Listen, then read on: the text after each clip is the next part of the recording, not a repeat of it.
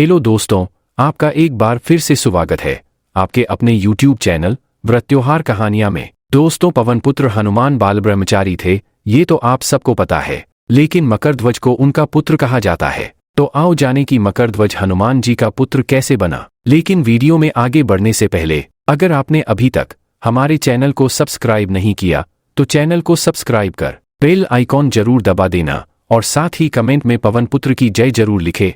वाल्मीकि रामायण के अनुसार लंका जलाते समय आग की तपिश के कारण हनुमान जी को बहुत पसीना आ रहा था, इसलिए लंका दहन के बाद जब उन्होंने अपनी पूंछ में लगी आग को बुझाने के लिए समुद्र में छलांग लगाई तो उनके शरीर से पसीने की एक बड़ी सी बूंद समुद्र में गिर पड़ी। उस समय एक बड़ी मछली ने भोजन समझ वह बूंद निगल ली। उसके उदर में जाकर वह बूंद एक शरीर में बदल गई। एक दिन पाताल के असुरराज अहिरावण के सेवकों ने उस मछली को पकड़ लिया। जब वे उसका पेट चीर रहे थे तो उसमें से वानर की आकृति का एक मनुष्य निकला। वे उसे अहिरावण के पास ले गए। अहिरावण ने उसे पातालपुरी का रक्षक नियुक्त कर दिया। यही वानर हनुमान पुत्र मकरध्वज के नाम से प्रसिद्ध हुआ। जब राम रावण युद्ध हो रहा था तब रावण की आज्ञानुसार अहिरावण राम लक्ष्मण का अपहरण कर उन्हें पातालपुरी ले गया। उनके अपहरण से वानर सेना भयभीत व शोकाकुल हो गई, लेकिन विभीषण ने यह भेद हनुमान के समक्ष प्रकट कर दिया।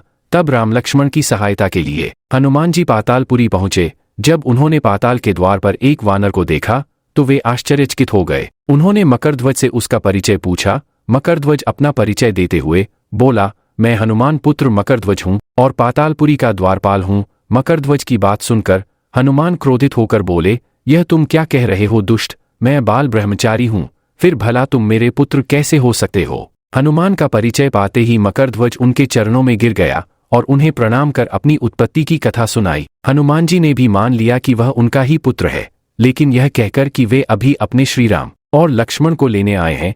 जैसे ही द्वार की ओर बढ़े वैसे ही मकरध्वज उनका मार्ग रोकते हुए बोला, पिताश्री, यह सत्य है कि मैं आपका पुत्र हूँ, लेकिन अभी मैं अपने स्वामी की सेवा में हूँ, इसलिए आप अंदर नहीं जा सकते।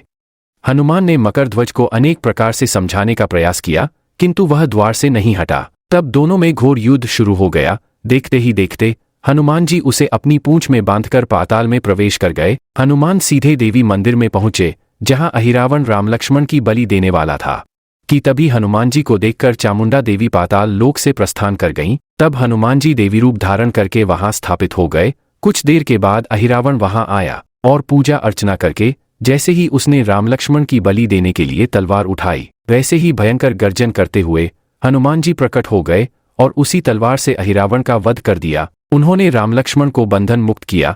तब श्रीराम ने पूछा, हनुमान, तुम्हारी पूंछ में यह कौन बंधा है? बिल्कुल तुम्हारे समान ही लग रहा है, इसे खोल दो।